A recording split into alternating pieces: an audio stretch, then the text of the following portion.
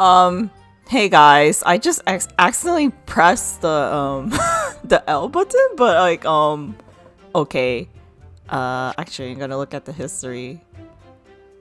Okay, yeah, I just accidentally pressed the press button while I was like getting into the game. But anyway, hi, hey guys, welcome to part what part is this? what, what part is this? I think this is part 11 or 12? No, wait, I think this is part 12. Okay. Alright, anyway, the corpse that went crashing through the crystal tower with a broken neck. Hold it! Are you suggesting that's because he fell from considerable height? Exactly, which hides something else about this whole rum business. What's that? The fact that instantaneous kinesis itself was a success. Ah! After the explosion, the cave. Okay, I think I'll just like read the press statements because I need to get used to this a little bit.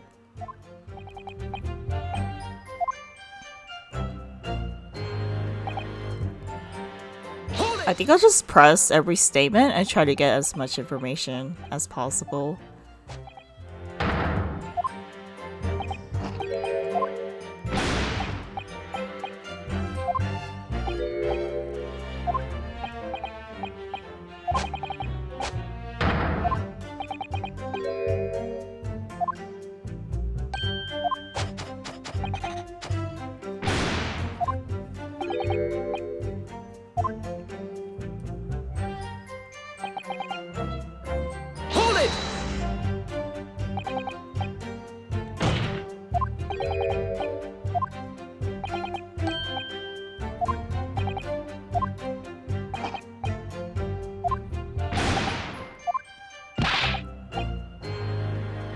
Get your ass, once I finish my fish and chips, don't keep butting every few seconds.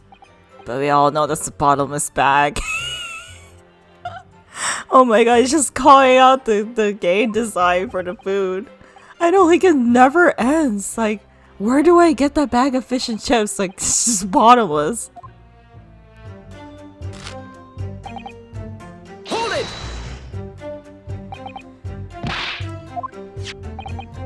The prosecution received its report for the forensic investigation team only this morning. That was the first we knew of this as well. I can only apologize for the impossibility of informing the defense.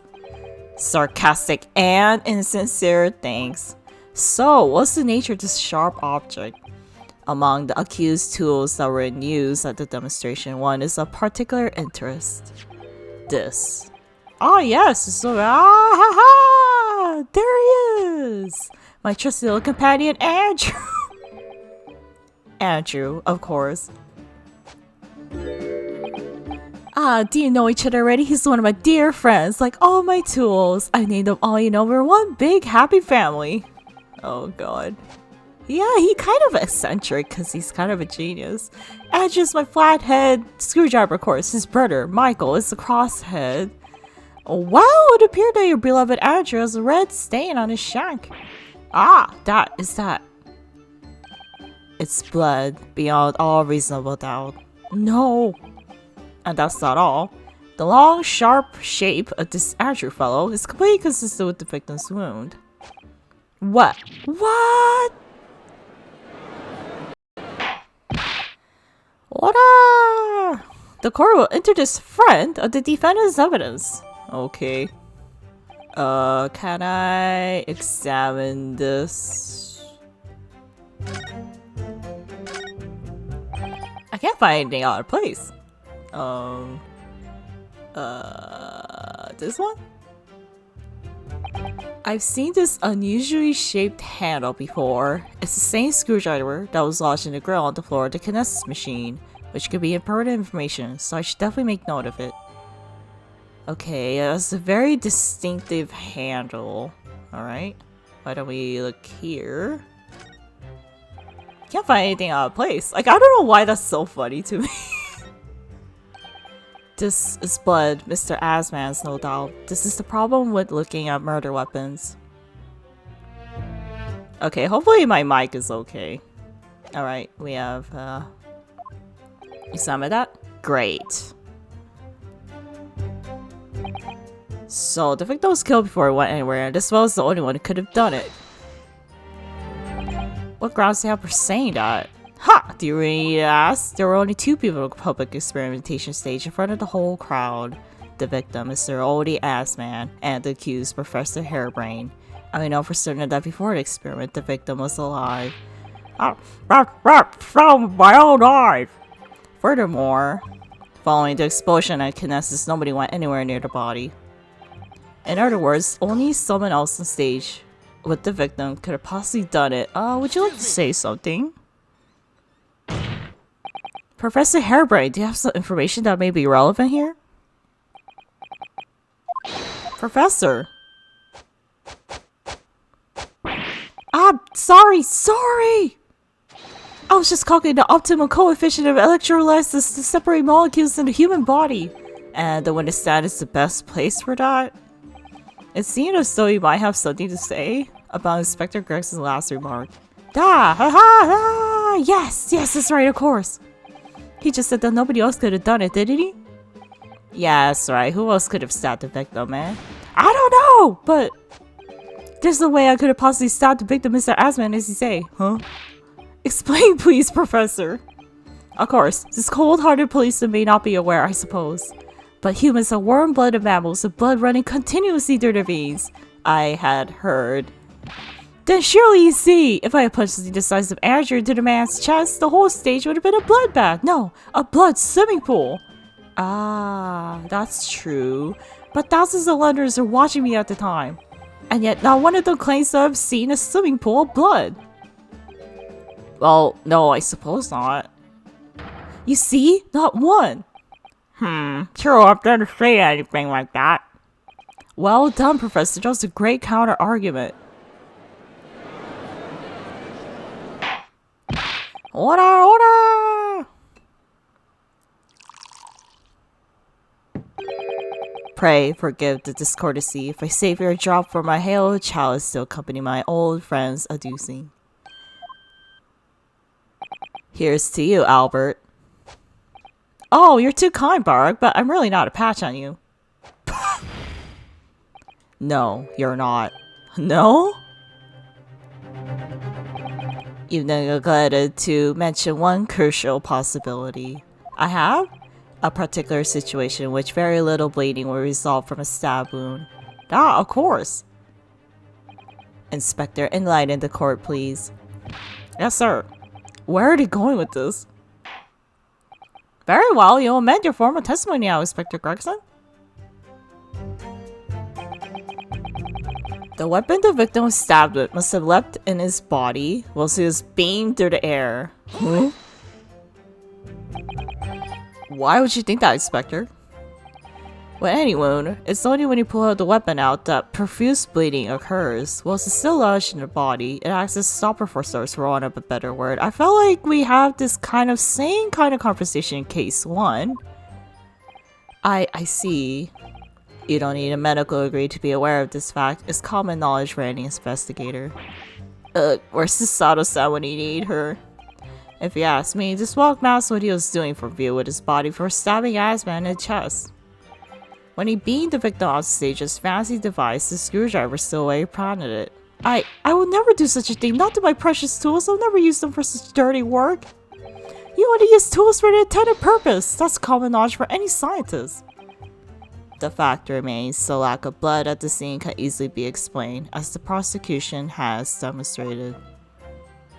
So that's the testimony I have to work with. I had no idea the victim was stabbed. That changes everything. Did Fancies keep that himself until now on purpose to gain advantage? Probably. Oh well, I suppose all I can do is press these witnesses for as much new information as possible. Alright.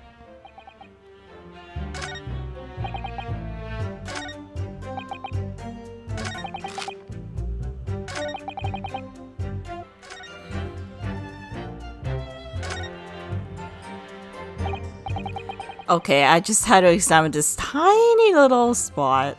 There's a sort of lever here, this freaking game. This freaking game. Damn, what is this? A crossbow? It looks like a cross between a bow and a gun. I think it's probably used for the same thing too. Oh.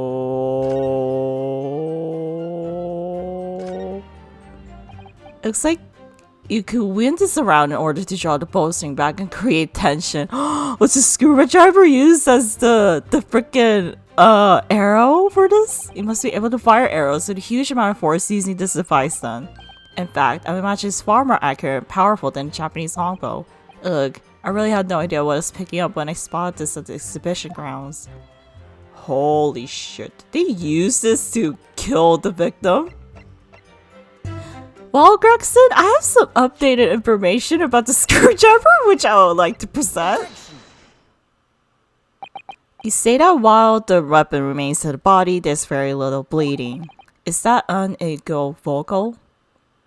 Look, there was no blood at the experimentation stage, even though that's where this fellow was stabbed. The only explanation for that is if the screwdriver was still in his body, stopping any heavy bleeding. It's common medical knowledge, my learned friend, even on your side of the world. Yes, but about the screwdriver. The thing is, we actually saw the scene ourselves on the experimentation stage. What? It was on the floor by the wreckage of the machine, poking through a metal grill. I went to pick it up, but the detective here stopped me. Isn't that right, Inspector Gregson? Well, now you come to mention it, yes. Inspector, I would understand they permitted the defense counsel to investigate.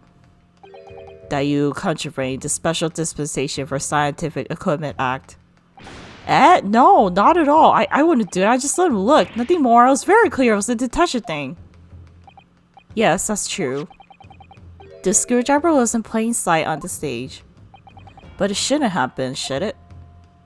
What are you getting at?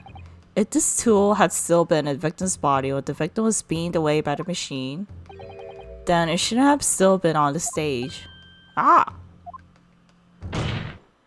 That's right. It should have been beamed across the crystal tower along with Mr. Asman, and had been found still lodged in the victim's chest. God! Order! How do you explain this, Inspector? I don't. It looks as though everything that the victim had on his person moved with him when he was beamed. If the screwdriver was still in his chest when the instantaneous kinesis occurred, obviously that should have been beamed to his destination as well. This strange situation. Even though people are saying that this instantaneous kinesis is scientific impossibility, we're still basing arguments on the assumption that it did actually take place. Alright, time to tighten the screws here. My lord, if the prosecution is unable to explain this inconsistency in his argument, we can only conclude that the testimony given in support cannot be relied upon. Lord Von Zieks is stumped.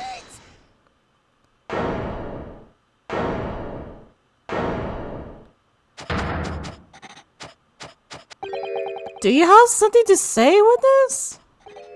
Yes, I knew it. It bears out the equations hold. Mr. Naruhodo, don't worry! About what? Without delving into the details, there is no inconsistency. What? Even if Andrew had been lodged in Mr. Asman's chest, my trusty old tool wouldn't have moved. Andrew remaining on stage is consistent with my calculations. What? What? What do you say, dude?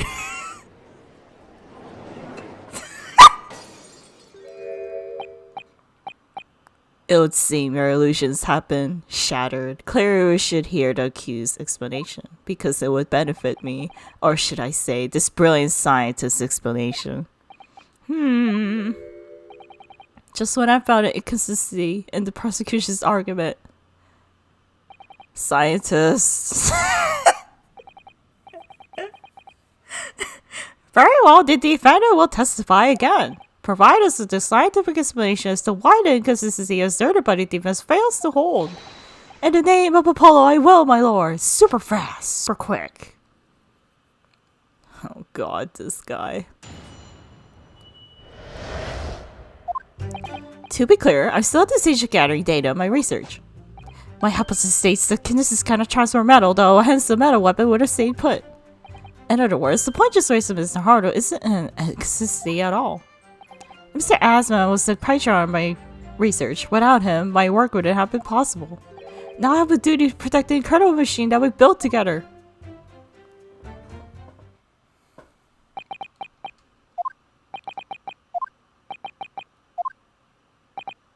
So, the thrust of your testimony, Professor, is that based upon his hypothesis, metal objects cannot be moved by this method of instantaneous kinesis. In other words, since the screwdriver is made of metal, even if it remained lodged in the victim's chest, its subsequent discovery on the stage, despite the victim being found elsewhere, is not an inconsistency. And therefore, Professor Albert Hairbrain could still have been the killer. My great hypothesis holds, you see! We had to make the cage used to contain a section for wood for that very reason. I was not addressing you, witness. Professor Hairbrain. Yes? Whose side are you on here? I don't take sides in Naruto. No. My only interest lies in upholding my hypothesis. I am a scientist after all. Is he working for us or against us? It's very hard to tell. Let's see how you cross-examine this testimony, my Nipponese friend. Yes, fire away, Mr. Naruto. Oh god, okay. Witness testimony. I mean, cross-examination.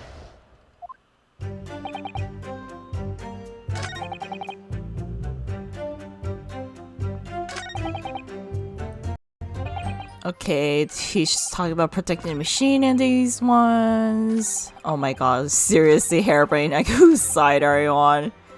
My hypothesis states the kinesis cannot transfer metal though, hence the metal weapon would have stayed put, to be clear. Okay. So you're stating that metal would have stayed put, but I don't know. Let's look at the crime scene, shall we? Huh. Aren't the glasses metal? Aren't these metal? Yeah, then. Objection! Professor Hairbrain, you see that according to your hypothesis, nothing made of metal can be beaten by instantaneous kinesis using the machine you made, is that right? Then why are the glasses still there? Yes, sorry, spot on, exactly correct. In that case, I'd ask you to have a look at this photograph that was taken at the scene. In particular, like, do you pay attention to the victim's face? I mean, he's wearing glasses, and I'm wearing glasses right now, and it's all metal, you know? You can clearly see that Mr. Aston is wearing a pair of spectacles with a metal rim. What? Metal? No, metal can't, that's not metal? No! We've already established the proposed murder weapon. The screwdriver was found at the scene.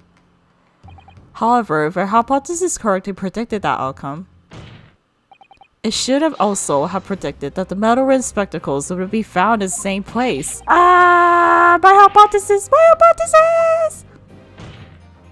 Professor Hairbrain, this isn't easy for me to say, but your hypothesis is clearly flawed. Lots of screaming for this guy. Order! Order! Counsel, what is the implication of this? If, on the day in question, the alleged instantaneous kinesis never actually took place, then it's entirely possible that the victim was killed somewhere other than on the stage. And in that case, someone other than the defendant could have been the culprit. But my hypothesis is sound! I printed the date! The spirit was a success! The spirit was performing work!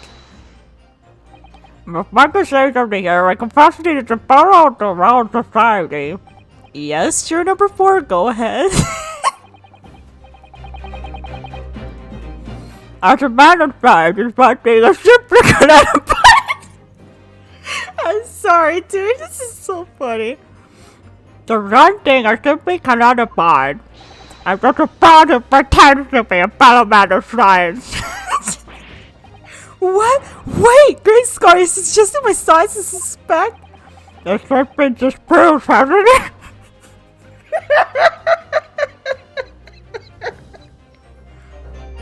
In front of all of us. In other words, the whole demonstration is a complete nonsense from start to finish. But me, my fellow jurors, are telling this man to heal bounded and fraud.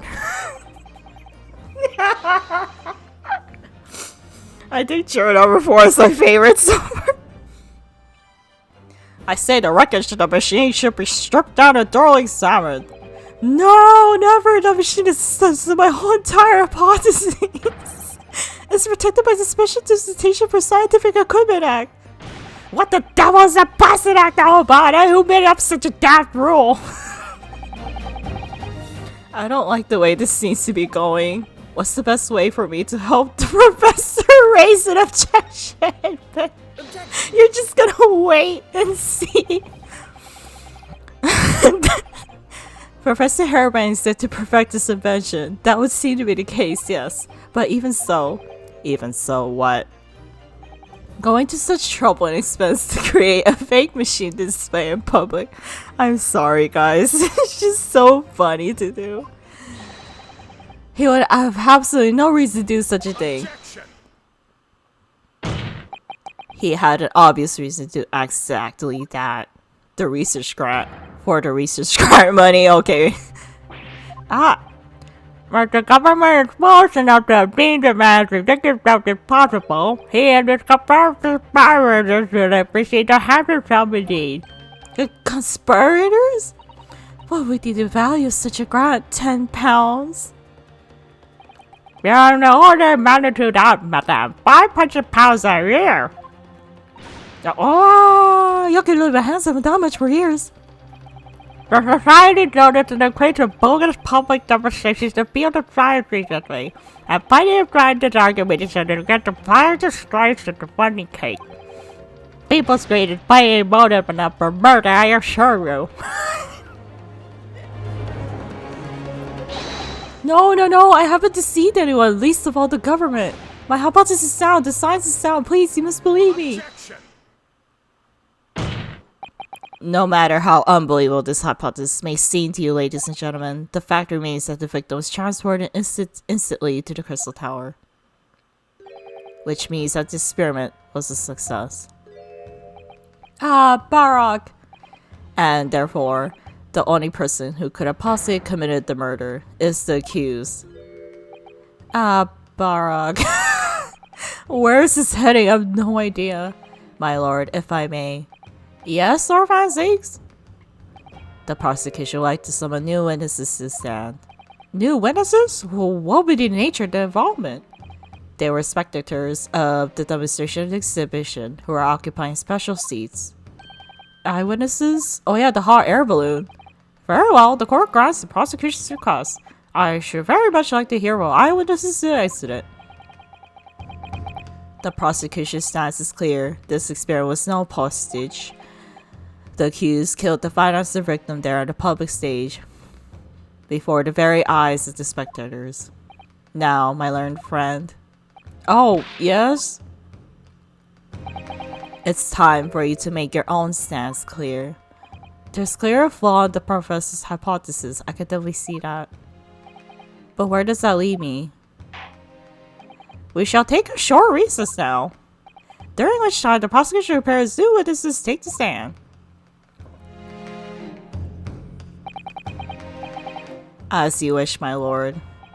Good! In that case, court is adjourned for 20 minutes.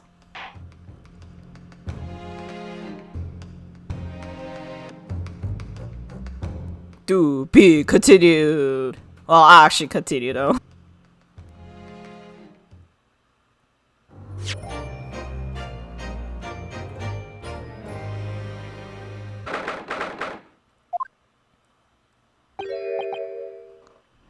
Mr. Naruhodo, what on earth are you playing at just now, or rather, what on earth are you playing at? Oh, my hypothesis, my amazing hypothesis, picking holes in it for the start. Sorry about that, but you promised me. You said you proved that Dragon explosion was an accident, not murder. You said you keep my precious invention from falling to anyone else's hands, but all you've done is try to undermine me. Yes, I did make you a promise, you're right. I said that I believe in you, fight for freedom to the very end, but I also told you I was no scientist. I don't understand your hypothesis. The fact is, there's an undeniable flaw in your logic, isn't there? Nah, but if I just read just some equations, yes, you see, it's because my work is incomplete. Because perhaps it is. Nevertheless, a man died as a consequence, didn't he? Oh no! You're right. You're so right. It's all my fault. And I have no right to blame you for my failures. I'm a disaster. Not just as a scientist, but as a human being. Well, that might be a little over the top. And while we're on the subject, what about Barrick? He's being awful. Claiming his old university friend to be a murderer, I mean? He's a disaster, not just a prosecutor, but as a human being. Oh, but no, wait, he's the raper. Isn't he probably not classified as Homo sapiens anymore? Glad that's cleared up. Can I double check something with you? Ah, yes? What? The machine and demonstration you prepared, they were based entirely on your hypothesis, I presume? There was no trickery involved? I drew the plans of the machine with my very own hands. Every line is painstakingly drawn with the firm belief that science is the only future. So yes, it's true that my hypothesis hasn't reached maturity yet, but please do not hard to misbelieve in it. Alright, Professor, I understand. Also, defend it! The prosecution's witness is ready to take the stand. There's about to be a session. Make your way to the court, please. It all hinges on a demonstration. If the professor's hypothesis is sound as he claims, it leaves him as the only person who could possibly have killed the victim. But on the other hand, Mr. Jones is adamant. A practice implementation such as was attended by the professor at the great exhibition is quite impossible. So really, what should I be trying to prove here? I have no idea, man. Was the experiment a success or not? That is the big question here. In the name of Her Majesty, the Queen hereby reconvene the proceedings of this court. Counsel for the deepest, the prosecution ready for the new witnesses testify. The prosecution is ready, my lord. As is defense, my lord. So, Lord Francis, I believe that these next witnesses saw the demonstration today in question with their own eyes. Indeed, they did. And as luck would have it, one of them is a police detective. So the testimony we are about to hear can be considered highly reliable. Perfect, a detective of all people. The prosecution's stance remains unchanged. Though it ended in tragedy, the demonstration on the day in question was scientifically sound. And consequently, the sole person with opportunity to commit this act of murder is the only other individual to have been present on the stage at the time, the accused. Thank you, counsel. The prosecution's position is clear, so break for some witnesses now. Bailiff, show the witnesses in. The witnesses whose proximity to the incident on the day in question clarify the truth unequivocally.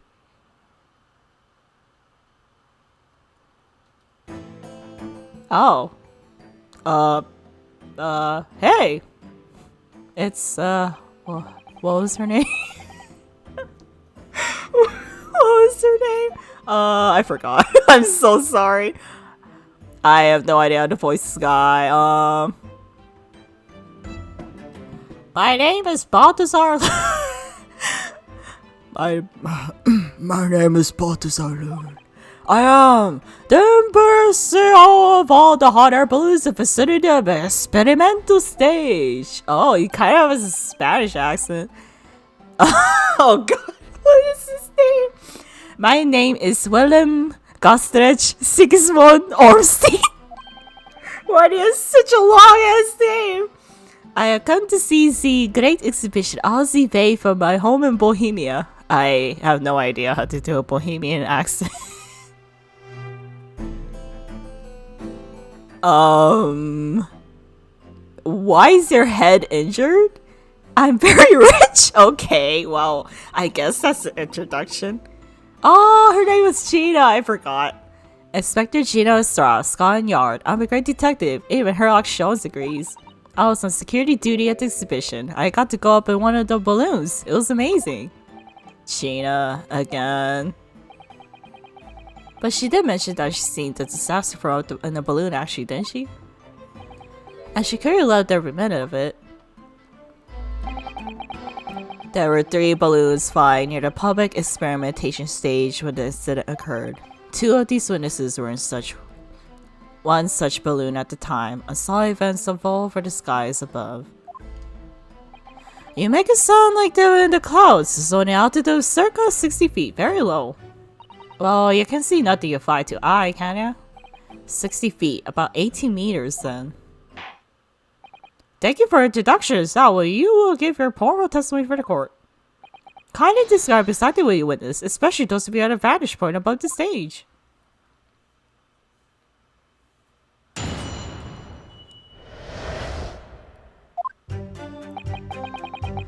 It was an incident terrible. I'm only grateful that my balloons were not damaged.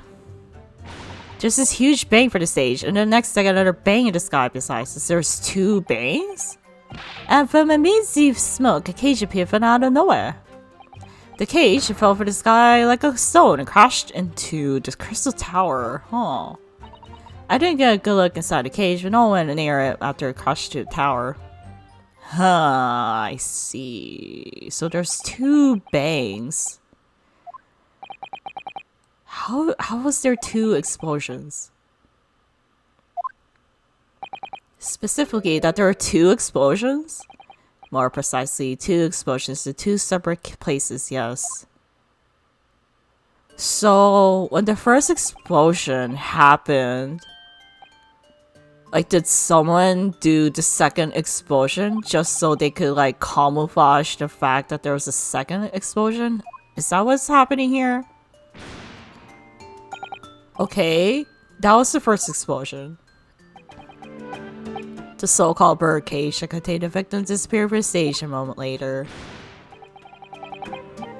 The second explosion occurred directly adjacent to the balloon carrying the witnesses. Okay, so that was the second explosion? The bird cage appeared at the side of the explosion, subsequently to plummet down into the crystal tower. Huh. I was very surprised. Suddenly a cage appeared before my eyes with a person inside. See, blast was so hot, but I didn't want to miss a thing, so I kept my eyes wide. But why is your head injured? How many balloons are you gonna buy for this guy? I still have lots of money. Okay, nobody asked. Precisely. Who is this curious infant? I'm told he is a young, noble Bohemian royalty. Apparently, he disguised himself in order to steal unnoticed into the Great Exhibition. Yeah, I'm here in London on a sightseeing trip. Visit my elementary school. We will have the benefit of a child's point of view in the testimony. Do we really need that? And why are you hurt? Then I removed my vest. This is what I look like. Oh, okay. Yes, I see. Delightful face, I'm sure. Yeah, everybody says so. Great disguise, then. The point is, the testimony of these witnesses further substantiates the facts for the court. Namely, that despite ending an explosion, instantaneous kinesis was successfully demonstrated. And furthermore, that until the arrival of the police, no one approached the crystal tower where the victim fell. Therefore, only accused, who is the Mr. Asman on the stage, could possibly have committed the murder. Yes, thank you, Consul. The prosecutor's views on the matter are quite clear. So, the deepest cross-examination now, please. Yeah, my lord. Alright, cross-examination.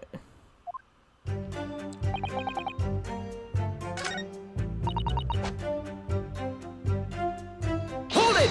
Okay, I'm very curious about the 2 explosions, actually. So I actually saw the accident happen from up in the air. Yep, and it amazing what a detective has to do, eh? I'm telling you, Odo, being a Lars of Mugs game, you should join the force and we could go flying together. You know me so well. Yes, well, anyway, could you tell us exactly what you saw, do you think? Everything. We saw everything, because we were up above it all. That dodgy Cole climbing that cage, and that dodgy professor pulling out the levers. And that's when it happened. That's when there was a massive bang and the cage disappeared, just like that. You're describing the moment to such his body was decomposed by the electricity, I believe. I didn't know what to make of it, but then there was another bang right in my ear. I looked around, there's a huge great fireball right next to the sky, and there was nothing there before. Would you like to say something, kid? Master Gods, does your memory of the day differ?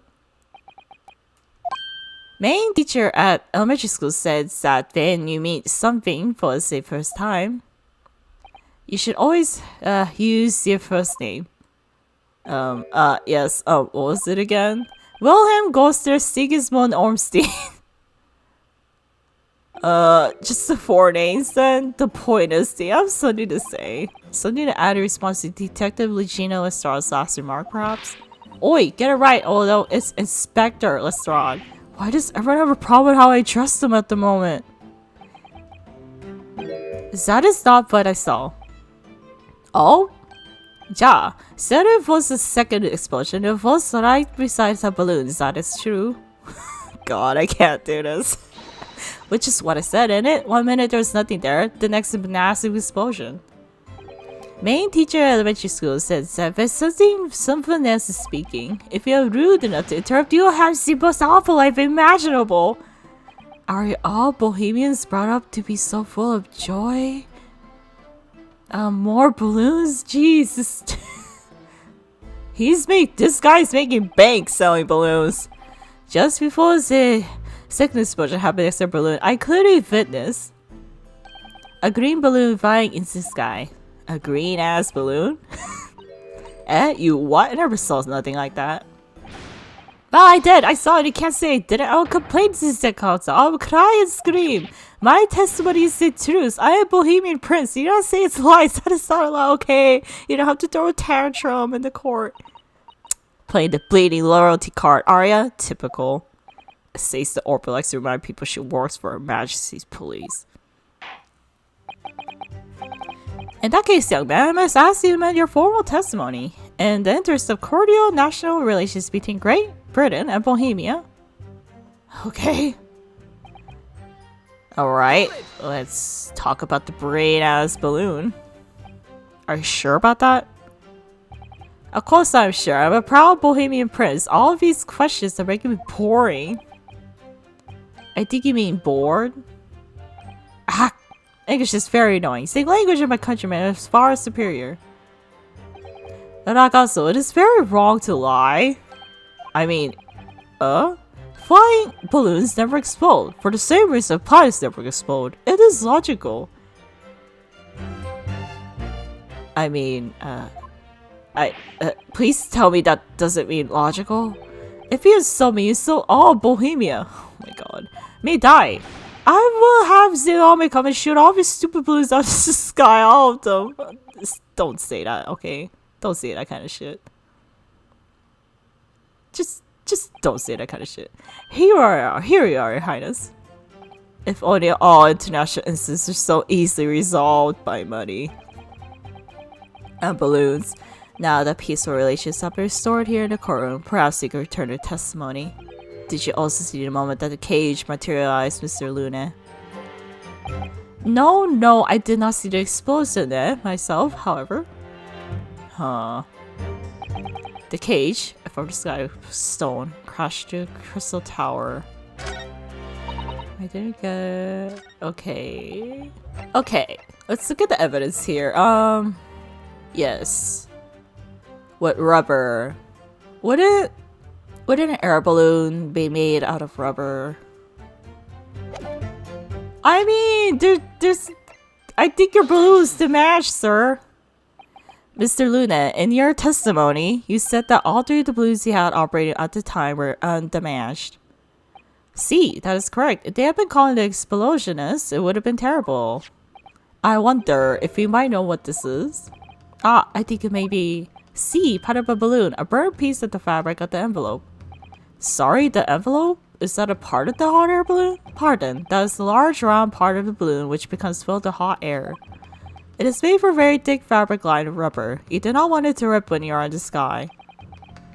Just as I thought. This piece of cloth was found near the experimentation stage. In other words, as Mr. Gotts testified, a green balloon did indeed explode that day. Eh? If all the balloons in the sky but the experimentation stage belong to you, Mr. Luna, then your statement that they were all undamaged clearly contradicts the evidence. No! If a balloon exploded that day, why did a man say so? Maybe everyone on board was killed.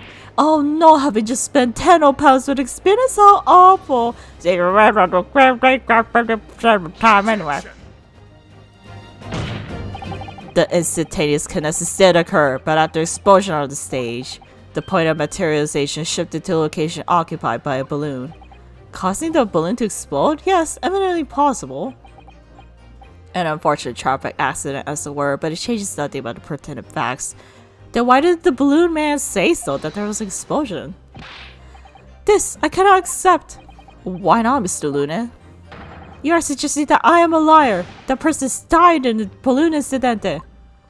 There's no need to get fired up, Mr. Luna. Haha, get it fired up. Haha. The victim was a soul fatality that day. That's right, and I prove it. Balthazar Luna is not a liar. There's no such balloon in the sky. It is not possible.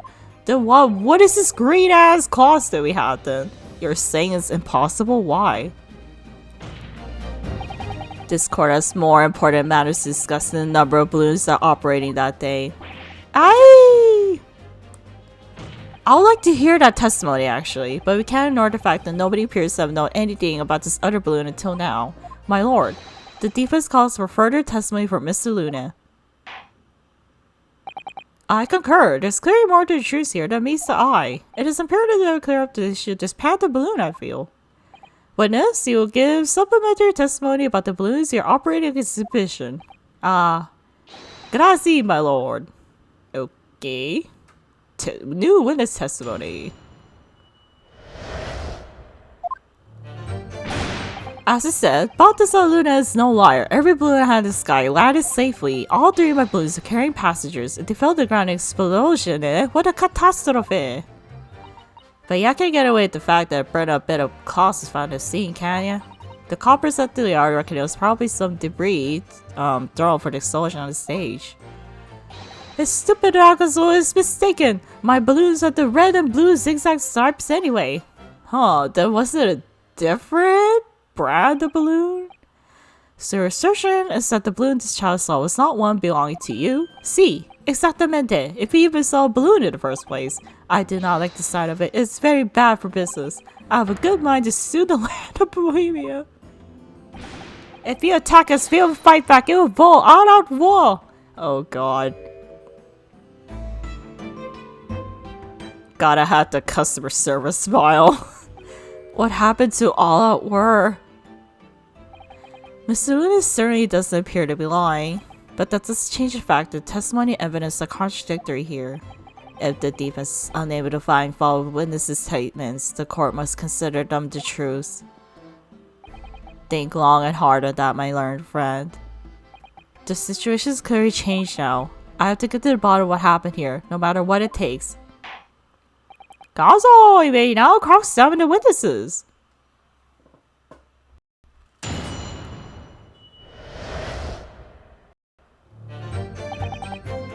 Hold it!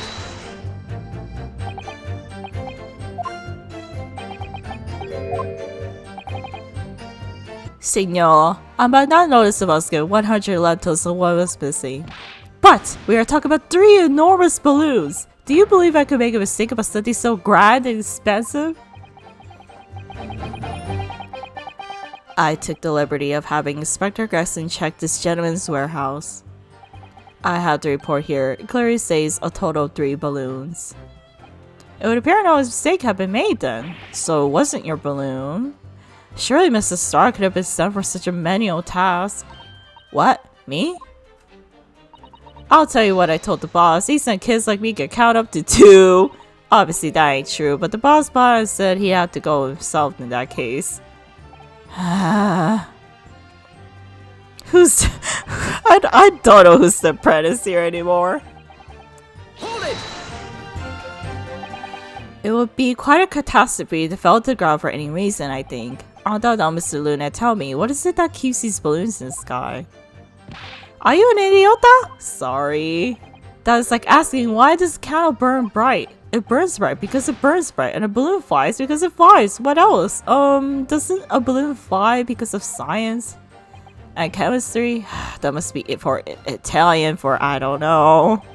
There are 2 types of flying balloons, hot air balloons and gas balloons. Hot air balloons work on the principle of hot air being less dense than cold air, whereas gas balloons are either lit by using gas that is lighter than air. See, and my balloons are filled with the magic gas, I believe. Hydrogen, lighter than air but highly explosive. Good lord! I do not permit smoking of carrots in any of my balloons. The magic gas is not like fire. Magic gas! Even a small spark of static electricity caused the entire balloon to explode. What is the matter with you, signor? Alta causa massive esplosione, explosione. I tell you, my balloons are perfectly safe. They had to be, or I cannot eat. None of my balloons exploded that day. I'm completely sure. How does your balloons like suddenly deflate all of a sudden? But if you still say that's what happened, you show me the proof. Alright, so Mr. Luna had 3 balloons in air that day. If none of them were damaged, then what was the one that exploded? A different balloon? Hold it!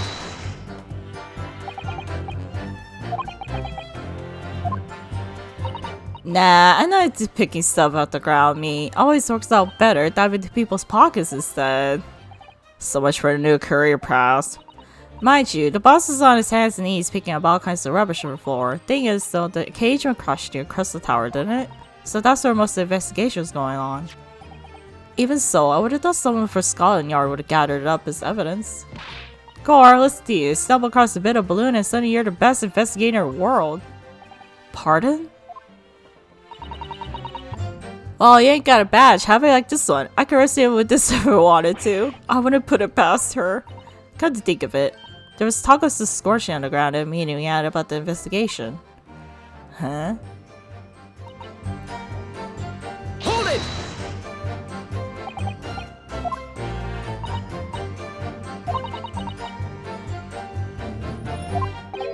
I hadn't even considered that. It seems there was great panic after the incident occurred. Nevertheless, the police shouldn't have missed the torn piece of envelope from a balloon. Inspector Gressley can expect repercussions. Like me swiping all his fish and chips, eh? The man's sole pleasure. None of this matters. A scrap of balloon envelope means nothing. Niente.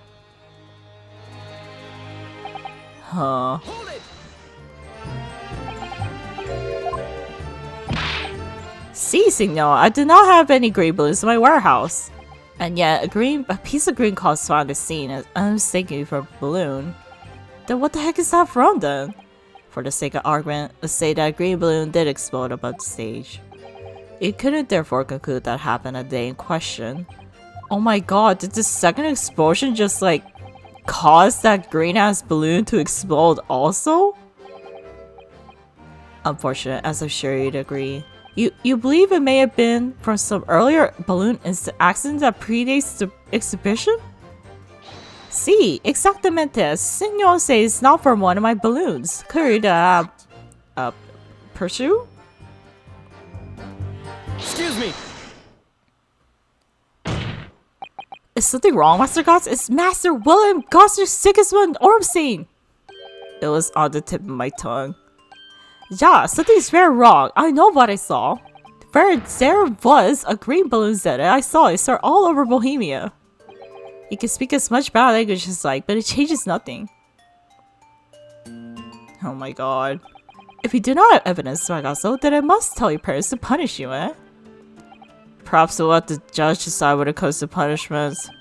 Evidence? What is this evidence? To give a simple example, young man.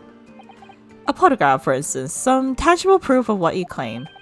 Well, why did you say so sooner? I have a photograph here. Good gracious, you have a photograph? I had not been up in the balloon for a little while, so I was very excited.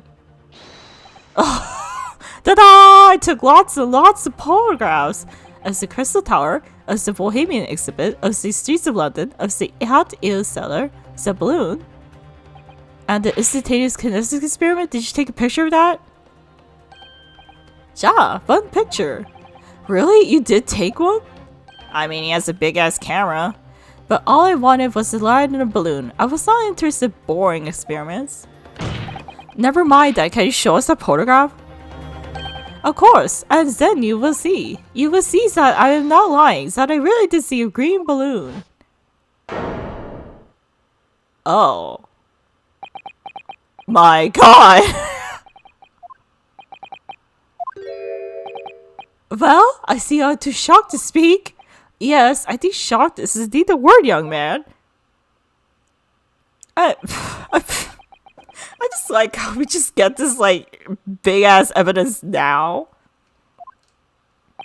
But But that is not my fault. That is the fault of the stupid person who makes the camera. Wah, wah. That is one very bohemian sounding cry. Like, they even put the little dots in it. I don't know any bohemian language, but it's so funny.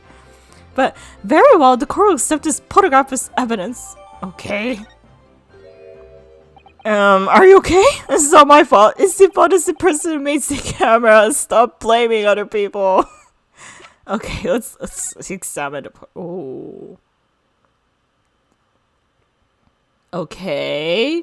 So he was in the cage, and this guy was doing the thingy.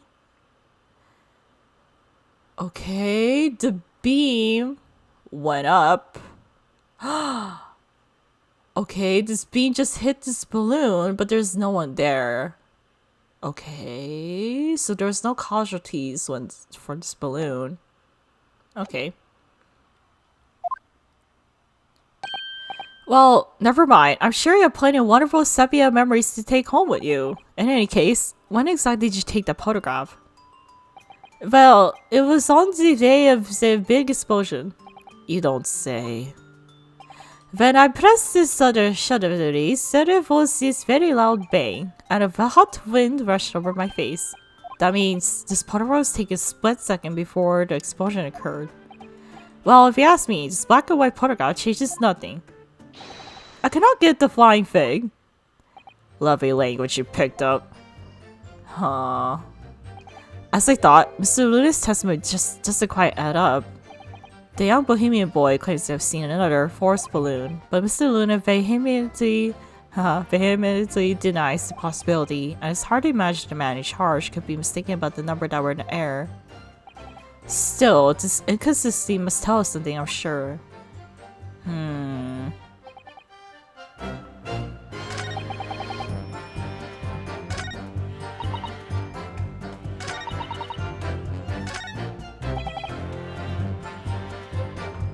Then how do you explain the explosion here? Objection. It's like directed at the balloon. Unfortunately, the photograph master gods can't tell us the color of the balloon, but it can tell us something else, something crucially important. What? It shows the picture balloon wasn't carrying any passengers. Ah, my goodness, you're right. But surely all the balloons would be carrying passengers. There would be no sense in it otherwise. See, there are for pleasure, for seeing the view. My balloons only 5 passengers. Which tells us that the picture balloon isn't one of them, so when the incident occurred that day, there was a forced balloon disguised above the experimentation stage. The mysterious green balloon. I know nothing. Niente, I can only tell one thing. Its balloon was not carrying passengers. There was not one of mine. Objection! There are illegal traits whenever we care to look. Clearly one such entrepreneur decided to capitalize on the opportunity presented by the Great Exhibition and managed to operate balloon flights in Mr. Luna's patch without him realizing. See, the competiciones trying to steal my profits. I did not notice because the experimental that went wrong on the stage. This force balloon exploded at the very same moment Mr. Asman was being for the stage above. Right, so them scraps that fell to the ground out there and left those scorch marks didn't cover stage at all. It was because the balloon rained down. Because no one was in it, it didn't get no attention. A mysterious force balloon carrying no passengers silently floating over the experimentation stage. This photograph shows us nothing more. A stray balloon carrying no one operated by some rogue trader. Clearly has nothing to do with the case. Oh my god, did the victim get beamed to the balloon? The court has seen sufficient evidence and heard ample testimony already. Oh my god, because the beam is like going towards the balloon. Did the victim go to the balloon instead of the crystal tower? Bro, I don't know. The prosecution calls for this trial to be concluded.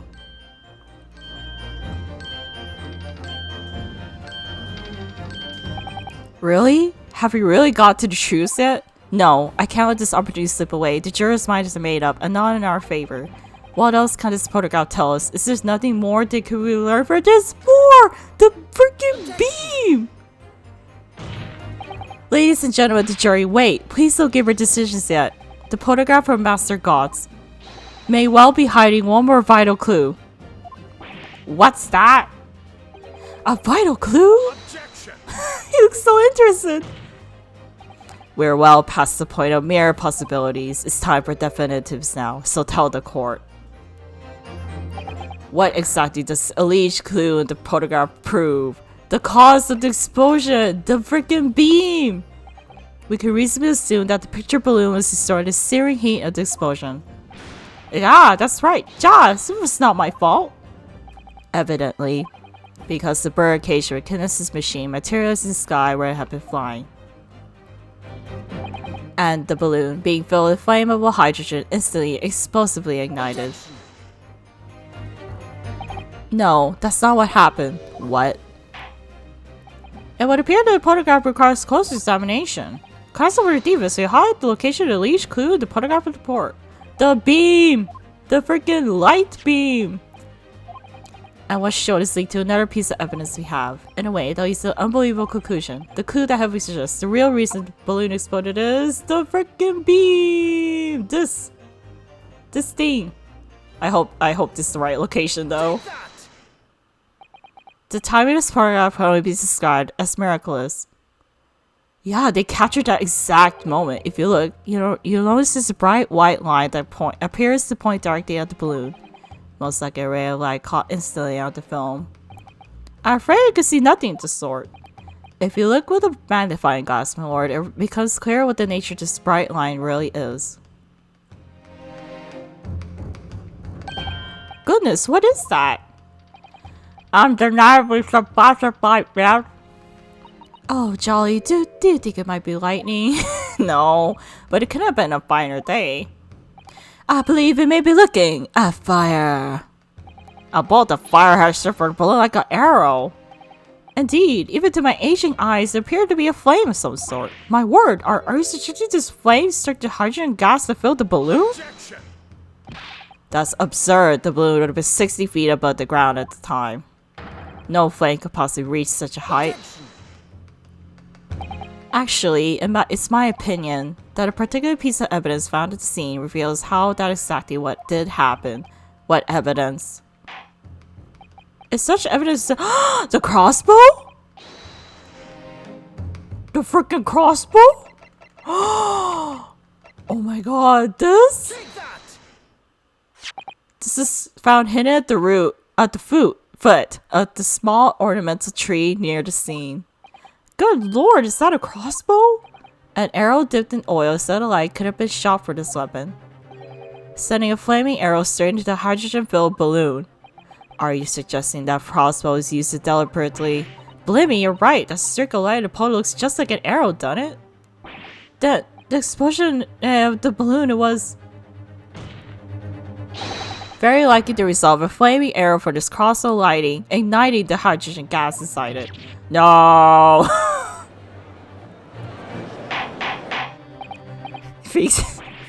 Fantasy is just so dramatic. If the aim was to cause the balloon to explode, the shooter could have used a gun, of course. However, there's an obvious reason why that would have been out of the question. Because I don't think a gun can go that far. The noise of the discharge, of course.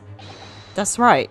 Or the noise. By using crossbow, the projectile could be fired at the balloon silently. Well, yeah, if someone had shot up a gun in the exhibition grounds, it would have caused a real panic. But the big explosione, there was a very big panic anyway, no?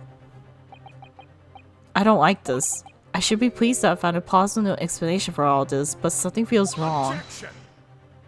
Do you understand the implication of what you're saying, my Nipponese friend? If a flaming arrow did indeed hit the balloon, then obviously it would have exploded, and the bird cage appeared from the cloud of smoke that ensued. What? Wait a minute. What are you really saying here? That arrow was the murder weapon. I don't get it. Was the birdcage beaten out of the sky after all? What? My goodness me. Now I understand. That's what the sinking feeling is about. I think there's a good chance that the birdcage was actually concealed inside the balloon all along. What? Did I just hear that correctly, Kazu? Just no going back now. The horse is bolted.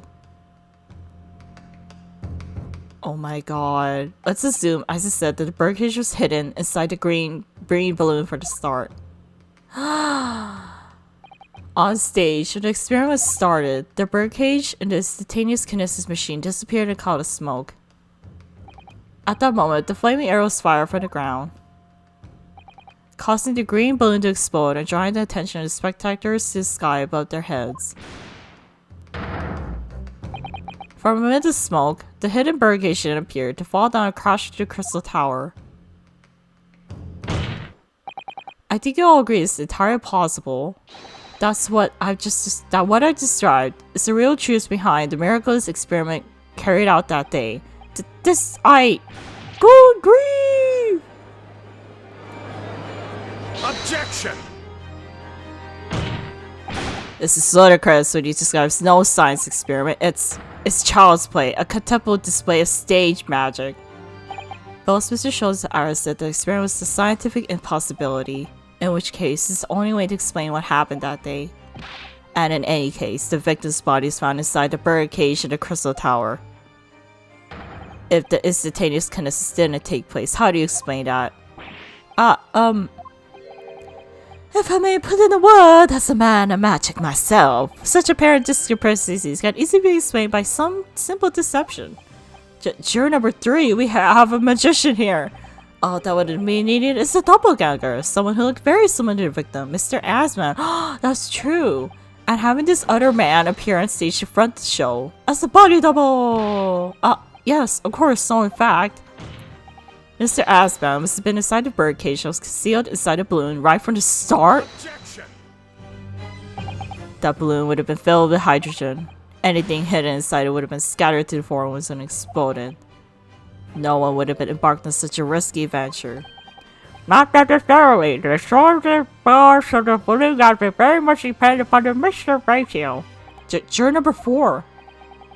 Flying balloons are rarely filled with pure hydrogen, but a mixture of other gases such as helium as well.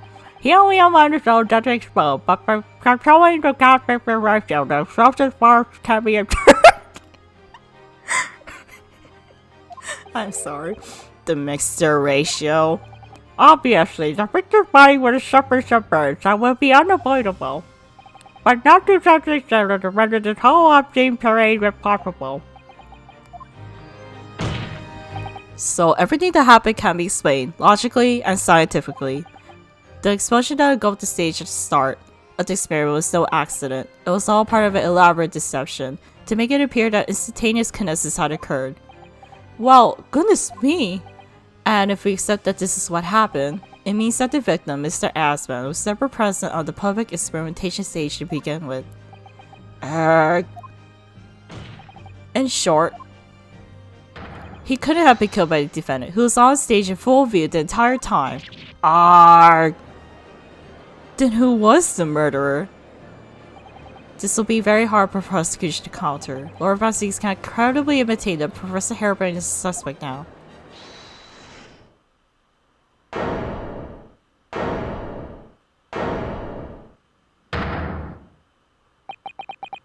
Mrs. Naruhodo, I appreciate your efforts, thank you.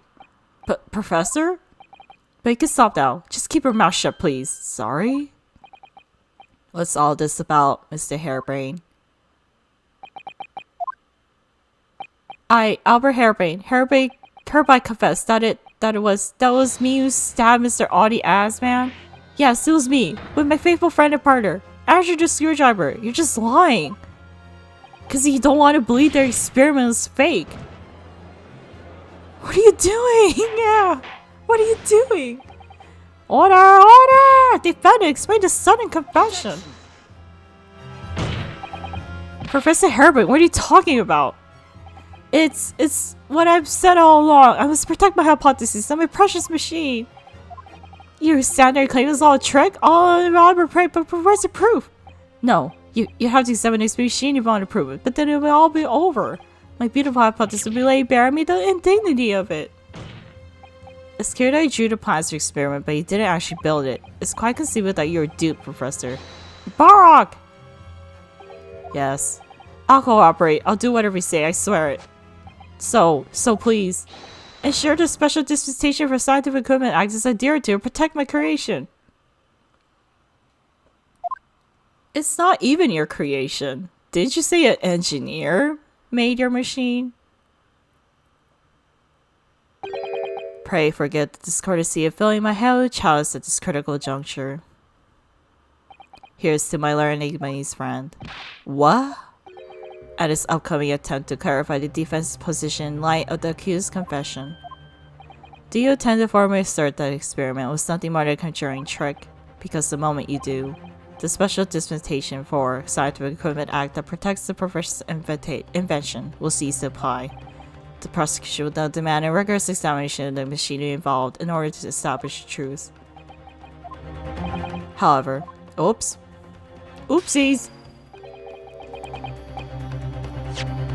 If you acknowledge that the machine is genuine and instrumental in its victim's murder, any chance of investigation will be crushed, and the confidentiality of Professor's hypothesis preserved. Well, console was Steve's official position on this matter. I'm gonna say it's a stage trick. Was to prove that his explosion on stage was an accident and protect the secrecy of his hypothesis, but there's no way to do that without implying the professor's guilt. Do I protect my client's life by asserting his innocence, or do I uphold my client's request but see him condemned? Either way, I can't avoid betraying his trust. You've been silent long enough. Isn't talking your trade, my learned friend? Or has all knowledge of English escaped your confused Nipponese mind? Okay, just calm down over there, Vanzix. Miss Naruhodo, there's no escape here. I have to make a choice, but it's an impossible one. I have to give up on something, but what? The defense asserts that the defendant's instantaneous kinesis machine was in fact a conjuring trick. I'm sorry, Hairbrain.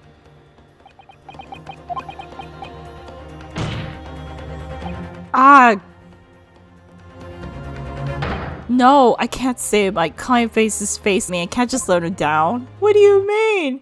What must I give up on? It's not the question you have to ask yourself here. It's what can I protect? Huh? Susato? Susato! Hello again, Miss Naruto. It's been far too long. Susato-san. But what are you—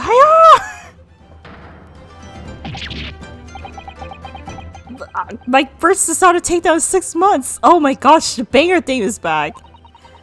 There'll be time to talk later, Miss Naruto, but for now, you must concentrate on the task at hand. Which is working out not what I have to give up on, but what I can protect. Professor Hairbrain. Yes? Yesterday you told me that science is the pursuit of truth.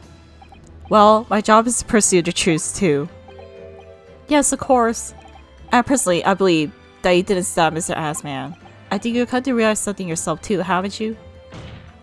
That your experiment and the machine you built with the victim are questionable. The truth behind that we must both pursue now.